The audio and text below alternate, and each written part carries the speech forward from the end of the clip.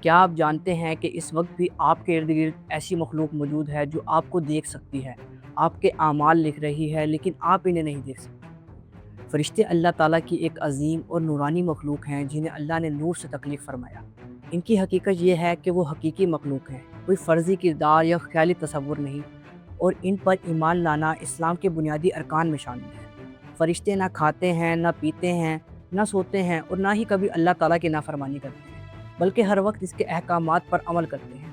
عام حالات میں انسان فرشتوں کو نہیں دیکھ سکتا کیونکہ وہ غیب کی مخلوق ہیں، تاہم اللہ کے حکم سے وہ انسانی شکل اختیار کر سکتے ہیں، جیسا کہ حضرت مریم علیہ السلام اور نبی کریم صلی اللہ علیہ وآلہ وسلم کے سامنے حضرت جبرائیل علیہ السلام انسانی صورت میں آتے ہیں۔ فرشتوں کی دنیا ہمیں نظر نہیں آتی، لیکن قرآن و حدیث ہمیں بتاتی ہیں کہ وہ ہر لمحہ ہمارے ارد گرد موجود ہیں، ہمارے اعمال لکھ رہے ہیں اور اللہ تعالیٰ کے نظام کو اس کے حکم کے مطابق چلا رہے ہیں۔ قرآن مجید میں 28 مرتبہ فرشتوں کا ذکر آیا ہے۔ فرشتہ ایک فارسی لفظ ہے جو اردو میں بھی استعمال ہوتا ہے۔ فرشتے اللہ تعالیٰ کی ایک ایسی پاک اور معصوم مخلوق ہیں جنہیں نور سے تخلیق کیا گیا ہے۔ عربی زبان میں فرشتوں کو ملائکہ کہا جاتا ہے، جس کا واحد ملک ہے۔ لفظ ملک کا مطلب ہے پیغام پہنچانے والا۔ فرشتے اللہ تعالیٰ کے احکامات پر عمل کرتے اور اس کے پیغامات انبیاء تک پہنچاتے ہیں۔ وہ عام طور پر انسانوں کو نظر نہیں آتے، لیکن ان کا وجود حقیقی ہے۔ مسلمان، عیسائی اور یہودی مذاہب بھی فرشتوں کے وجود پر یقین رکھتے ہیں۔ فرشتے ہمیشہ نیکی کرتے ہیں اور کبھی اللہ کی نافرمانی نہیں کرتے۔ اسلامی روایات میں بہت سے فرشتوں کا ذکر ملتا ہے، لیکن چند فرشتے ایسے ہیں جن کے نام اور ذمہ داریاں واضح طور پر مشہور ہیں۔ حضرت جبرائیل علیہ السلام اللہ تعالیٰ کے وہ عظیم اور برگزیدہ فرشتے ہیں جنہیں وحی پہنچانے کی ذمہ داری سونپی گئی، اس لیے انہیں امین الوحی کہا جاتا ہے۔ ان کا سب سے اہم کام اللہ تعالیٰ کے احکامات اور پیغامات کو انبیاء کرام علیہ السلام تک پہنچانا ہے۔ جبرائیل کے نام کا مفہوم اللہ کا بندہ ہے، جبکہ قرآن و حدیث میں انہیں روح الامین، امین الوحی اور طاؤس الملائکہ جیسے عظیم القابات سے یاد کیا جاتا ہے۔ وہ تمام فرشتوں میں بلند ترین مقام رکھتے ہیں اور اللہ تعالیٰ کے مقرب ترین فرشتوں میں شامل ہیں۔ حدیث کے مطابق ان کے 600 پر ہیں، اور جب انہوں نے سدرۃ المنتہا کے قریب اپنے پر پھیلائے تو پورا افق مشرق سے مغرب تک چھپ گیا۔ نبی کریم صلی اللہ علیہ وآلہ وسلم نے انہیں چند مرتبہ ان کی اصل صورت میں دیکھا، جبکہ عموماً وہ انسانی شکل خصوصاً حضرت دہیہ کلبی رضی اللہ تعالی عنہ کی صورت میں تشریف لاتے تھے۔ ایک مرتبہ آپ صلی اللہ علیہ وآلہ وسلم نے حضرت جبرائیل علیہ السلام سے پوچھا کہ کیا کبھی آپ کو آسمان سے انتہائی جلدی زمین پر اترنے کا حکم ملا؟ انہوں نے عرض کی جی ہاں، 4 مرتبہ۔ پہلی مرتبہ جب حضرت ابراہیم علیہ السلام کو آگ میں ڈالا جا رہا تھا تو اللہ تعالیٰ نے فرمایا میرے خلیل کی آگ میں پہنچنے سے پہلے ان کے پاس پہنچ، چنانچہ میں فوراً حاضر ہوا۔ دوسری مرتبہ جب حضرت اسماعیل علیہ السلام کی گردن پر قربانی کے لیے چھری رکھی گئی تو مجھے حکم ملا کہ چھری چلنے سے پہلے پہنچوں، اور اللہ کے حکم سے قربانی کے لیے دمبا لے آیا۔ تیسری مرتبہ جب حضرت یوسف علیہ السلام کو ان کے بھائیوں نے کنویں میں پھینکا تو مجھے حکم ہوا کہ ان کے نیچے پہنچنے سے پہلے انہیں محفوظ کرو، چنانچہ میں نے ایک کنویں کے اندر ایک پتھر پر انہیں آرام سے بٹھا دیا۔ اور چوتھی مرتبہ غزوہ احد میں جب کفار نے آپ کے دندان مبارک کو شہید کیا تو اللہ تعالیٰ نے حکم دیا کہ میرے محبوب کا خون مبارک زمین پر نہ گرنے پائے، چنانچہ میں فوراً زمین پر اترا اور خون مبارک کو اپنے ہاتھ میں لے لیا۔ کیا آپ جانتے ہیں کہ حضرت جبرائیل علیہ السلام مختلف انبیاء کرام کے پاس کتنی مرتبہ تشریف لائے؟ روایت کے مطابق حضرت جبرائیل علیہ السلام حضرت آدم علیہ السلام کے پاس 20 مرتبہ، حضرت ادریس علیہ السلام کے پاس 4 مرتبہ، حضرت نوح علیہ السلام کے پاس 50 مرتبہ، حضرت ابراہیم علیہ السلام کے پاس 42 مرتبہ، حضرت موسیٰ علیہ السلام کے پاس 400 مرتبہ اور حضرت عیسیٰ علیہ السلام کے پاس 13 مرتبہ آئے۔ لیکن ہمارے پیارے نبی صلی اللہ علیہ وآلہ وسلم کے پاس حضرت جبرائیل علیہ السلام تقریباً 24,000 مرتبہ تشریف لائے۔ یہ اس عظیم تعلق، مسلسل نزول وحی اور اللہ تعالیٰ کے آخری پیغام کی اہمیت کو ظاہر کرتا ہے، جو حضور اکرم صلی اللہ علیہ وآلہ وسلم کے ذریعے پوری انسانیت تک پہنچا۔ حضرت میکائیل علیہ السلام اللہ تعالیٰ کے وہ عظیم اور مقرب فرشتے ہیں جنہیں کائنات میں رزق، بارش اور قدرتی نظام کی نگرانی کی ذمہ داری سونپی گئی ہے۔ انہیں فرشتہ رزق بھی کہا جاتا ہے، کیونکہ اللہ تعالیٰ کے حکم سے ہر جاندار تک اس کا رزق انہی کی نگرانی میں پہنچتا ہے۔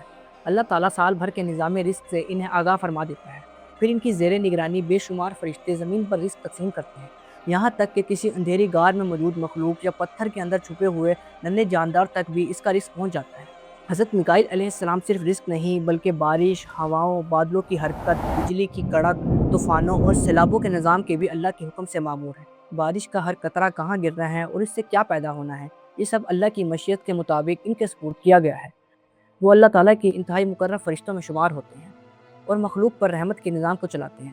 روایت میں آتا ہے کہ جب سے اللہ تعالیٰ نے جہنم کو تکلیف فرمایا ہے، حضرت میکائیل علیہ السلام خوف خدا کی وجہ سے کبھی نہیں مسکرائے، اور ان کی آنسوں سے ایسے فرشتے تخلیق ہوتے ہیں جو ان کے کاموں میں معاونت کرتے ہیں۔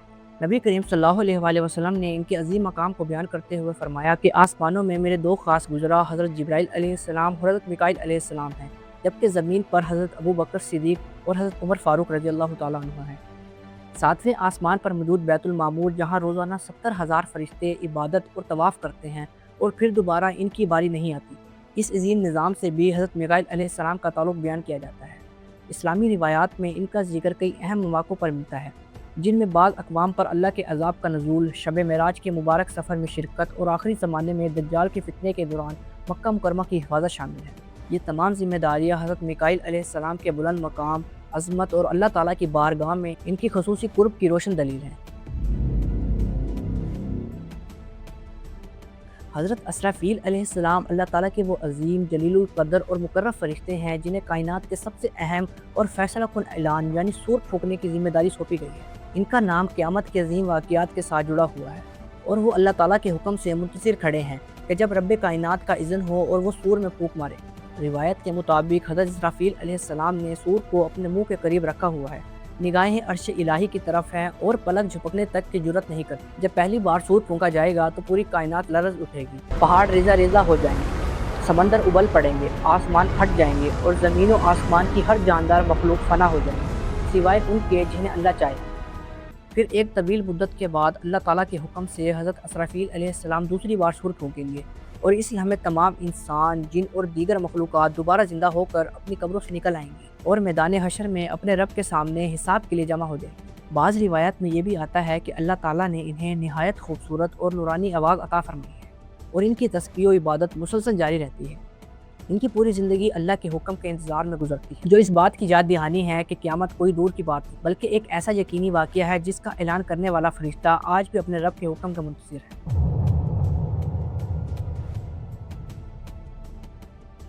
حضرت اسرائیل علیہ السلام اللہ تعالیٰ کے وہ عظیم اور برگزیدہ فرشتے ہیں جنہیں ملک الموت یعنی موت کا فرشتہ کہا جاتا ہے۔ ان کی ذمہ داری کائنات کے ہر جاندار کی روح کو اللہ تعالیٰ کے حکم سے قبض کرنا ہے۔ موت کا یہ عظیم نظام مکمل طور پر اللہ تعالیٰ کی مرضی کے تابع ہے، اور حضرت اسرائیل علیہ السلام اپنے معاون فرشتوں کے ساتھ ہر لمحہ اس فریضے کی ادائیگی میں مصروف رہتے ہیں۔ جب کسی انسان، جن، جانور یا کسی جاندار کی مقررہ مدت پوری ہو جاتی ہے تو اللہ کے حکم سے اس کی روح قبض کر لی جاتی ہے۔ نیک اور صالح بندوں کی روح نہایت آسانی، رحمت اور سکون کے ساتھ نکالی جاتی ہے، جبکہ ظالموں اور نافرمانوں کے لیے یہ لمحہ سخت اور دشوار ہو سکتا ہے۔ حضرت اسرائیل علیہ السلام کسی پر ظلم نہیں کرتے، بلکہ وہ صرف اللہ تعالیٰ کے حکم کے پابند ہیں اور کائنات کے اس اٹل قانون کے مکمل عدل انصاف کے ساتھ نافذ کرتے ہیں۔ جب اللہ تعالیٰ نے حضرت آدم علیہ السلام کی تخلیق کا ارادہ فرمایا تو مختلف فرشتوں کو زمین سے مٹی لانے کے لیے بھیجا، مگر زمین نے اللہ کا واسطہ دے کر انہیں واپسی لوٹا دیا۔ آخر کار حضرت اسرائیل علیہ السلام زمین پر تشریف لائے۔ زمین نے انہیں بھی قسمیں دی اور التجا کی، لیکن انہوں نے عرض کیا کہ اللہ تعالیٰ کے حکم کے مقابلے میں کسی اور کی بات کو ترجیح نہیں دے سکتے۔ چنانچہ وہ مٹی لے آنے اور اس کامل اطاعت اور فرما برداری کی بنا پر اللہ تعالیٰ نے انہیں تمام مخلوقات کی روح قبض کرنے جیسی عظیم اور نہایت حساس ذمہ داری عطا فرمائی۔ ایک مرتبہ حضرت اسرائیل علیہ السلام حضرت سلیمان علیہ السلام کے دربار میں تشریف لائے اور وہاں موجود ایک شخص کو غور سے دیکھنے لگے۔ جب وہ چلے گئے تو وہ شخص خوفزدہ ہو کر حضرت سلیمان علیہ السلام سے عرض کی کہ مجھے محسوس ہوتا ہے کہ جیسے موت کا فرشتہ میری جان لینے آیا ہے، لہٰذا مجھے ہوا کے ذریعے کسی دور دراز مقام یعنی ہند پہنچا دیجیے۔ سلیمان علیہ السلام کے حکم سے وہ فوراً ہند پہنچ گیا، لیکن جب حضرت اسرائیل علیہ السلام دوبارہ آئے تو انہوں نے بتایا کہ وہ اس شخص کو اس لیے حیرت سے دیکھ رہے تھے کہ اللہ تعالیٰ نے اس کی روح ہند میں قبض کرنے کا حکم دیا تھا، جبکہ وہ اس وقت حضرت سلیمان علیہ السلام کے دربار میں موجود تھا۔ یوں وہ شخص خود اسی جگہ پہنچ گیا جہاں اس کی موت مقرر تھی۔ یہ واقعہ ہمیں یاد دلاتا ہے کہ موت کا وقت اور مقام اللہ تعالیٰ کے علم میں پہلے سے مقرر ہے، اور انسان دنیا کے کسی بھی کونے میں چلا جائے، جب اس کا وقت آ جاتا ہے تو موت اسے ضرور آ ملتی ہے۔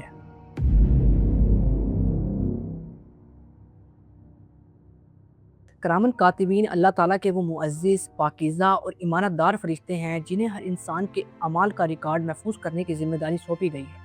یہ فرشتے ہر وقت ہمارے ساتھ موجود رہتے ہیں، چاہے ہم لوگوں کے درمیان ہوں یا تنہائی میں۔ ایک فرشتہ دائیں جانب رہ کر ہماری نیکیوں کو لکھتا ہے جسے رقیب کہا جاتا ہے، جبکہ دوسرا بائیں جانب رہ کر برے اعمال کو نوٹ کرتا ہے جسے عتید کہا جاتا ہے۔ قرآن مجید ہمیں یاد دلاتا ہے کہ انسان جو بھی الفاظ زبان سے نکالتا ہے، جو بھی اعمال کرتا ہے، حتیٰ کہ اس کی زندگی کا ہر اہم لمحہ ان فرشتوں کے ریکارڈ میں محفوظ ہو جاتا ہے۔ یہ نہ کبھی تھکتے ہیں، نہ بھولتے ہیں، نہ ہی کسی قسم کی غلطی کرتے ہیں، بلکہ مکمل دیانتداری کے ساتھ ہر عمل کو درج کرتے رہتے ہیں۔ تصور کریں کہ ہماری پوری زندگی ایک کتاب کی صورت میں لکھی جا رہی ہو اور قیامت کے دن یہی اعمال نامہ ہمارے سامنے کھول دیا جائے، جہاں کوئی بات چھپی نہیں رہے گی۔ نیک اعمال خوشی اور کامیابی کا سبب بنیں گے، جبکہ برے اعمال انسان کے لیے جواب دہی کا باعث بنیں گے۔ محافظ فرشتے اللہ تعالیٰ کی وہ نورانی اور معزز مخلوق ہیں جنہیں انسان کی حفاظت کے لیے مقرر کیا گیا ہے۔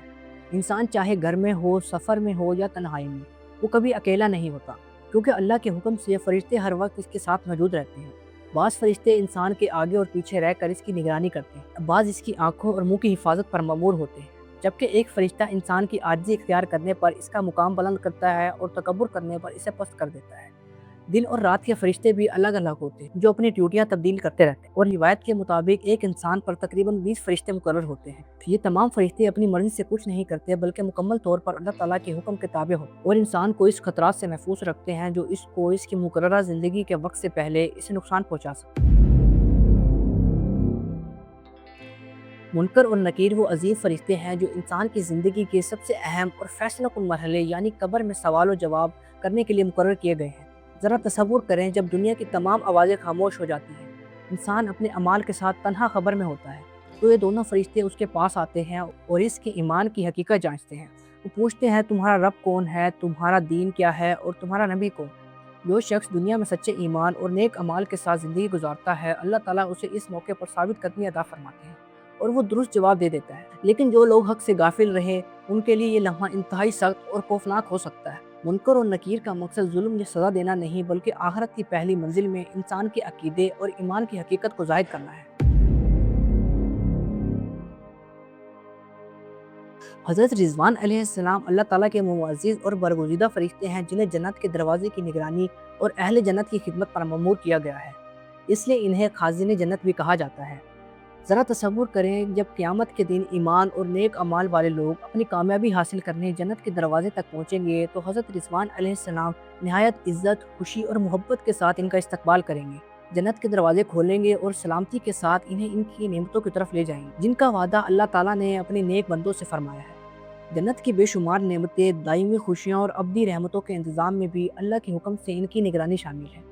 حضرت رضوان علیہ السلام کا ذکر صرف ایک فرشتے کا تعارف نہیں، بلکہ ہمیں اس عظیم انعام کی یاد دلاتا ہے جو اللہ تعالیٰ اپنے فرما بردار بندوں کے لیے تیار کر چکا ہے، اور یہ امید دلاتا ہے کہ ایمان اور نیک اعمال انسان کو ایسی کامیابی تک پہنچا سکتے ہیں جو کبھی ختم ہونے والے نہیں۔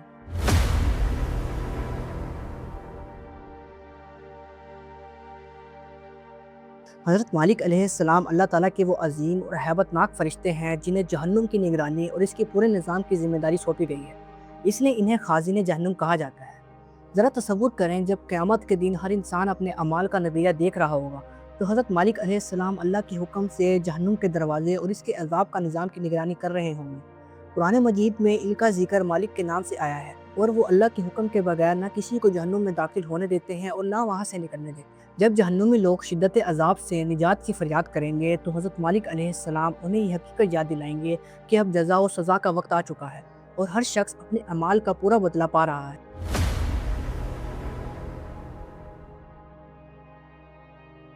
حاملین عرش اللہ تعالیٰ کے وہ عظیم، نورانی اور انتہائی طاقتور فرشتے ہیں جنہیں عرش الہی کو اٹھانے کی بے مثال ذمہ داری عطا کی گئی ہے۔ نبی کریم صلی اللہ علیہ وآلہ وسلم نے فرمایا کہ میں عرش اٹھانے والے فرشتوں میں سے ایک فرشتے کے بارے میں بیان کر دوں جس کے کان کی لو سے اس کے کاندھے تک کا فاصلہ 700 سال کی مسافت کے برابر ہے۔ روایت کے مطابق قیامت کے دن 8 عظیم فرشتے عرش کو اٹھائے ہوئے ہوں گے۔ قرآن مجید بیان کرتا ہے کہ یہ فرشتے ہر وقت اللہ تعالیٰ کی حمد و ثنا میں مشغول رہتے ہیں اور ایمان والوں کے لیے دعا کرتے ہیں کہ اے ہمارے رب، اپنے وسیع رحمت سے توبہ کرنے والوں کو بخش دے اور انہیں اپنے عذاب سے محفوظ فرما۔ قیامت کے دن فرشتوں کا کردار اللہ تعالیٰ کے عظیم نظام عدل کا ایک اہم اور بنیادی حصہ ہوگا۔ اس دن ہر فرشتہ اپنے مقررہ حکم کے مطابق اپنا فرض سے انجام دے گا، جس میں سب سے پہلے حضرت اسرافیل علیہ السلام اللہ تعالیٰ کے حکم سے سور پھونکیں گے، جس سے پوری کائنات میں فنا اور پھر دوبارہ زندگی کا آغاز ہوگا۔ اس کے بعد حضرت عزرائیل علیہ السلام تمام روحوں کو اللہ کے حکم سے دوبارہ اٹھانے کے لیے تیار کریں گے، جبکہ کرامن کاتبین انسان کے اعمال نامے پیش کریں گے جو زندگی بھر لکھے گئے تھے۔ کچھ فرشتے انسان کو میدان حشر کی طرف لے جائیں گے، کچھ حساب و کتاب کے نظام میں مدد کریں گے اور کچھ اللہ کے عرش کے گرد صف بستہ ہو کر تسبیح میں مشغول ہوں گے۔ اس دن فرشتے مکمل اطاعت اور خاموشی کے ساتھ اللہ کے حکم کو نافذ کریں گے، اور یہ منظر حقیقت کو واضح کرے گا کہ قیامت کا پورا نظام اللہ کی کامل قدرت، عدل اور حکمت کے تحت قائم ہوگا۔ ایک ایسی عظیم، منفرد اور باکمال شخصیت جن سے پوری انسانیت کا آغاز ہوا، جنہیں اللہ تعالیٰ نے اپنی قدرت کاملہ سے مٹی سے تخلیق فرمایا، جن کی آمد کے ساتھ ہی زمین پر انسانی زندگی، آزمائش اور تاریخ کے پہلا باقاعدہ باب رقم ہوا، حضرت آدم علیہ السلام۔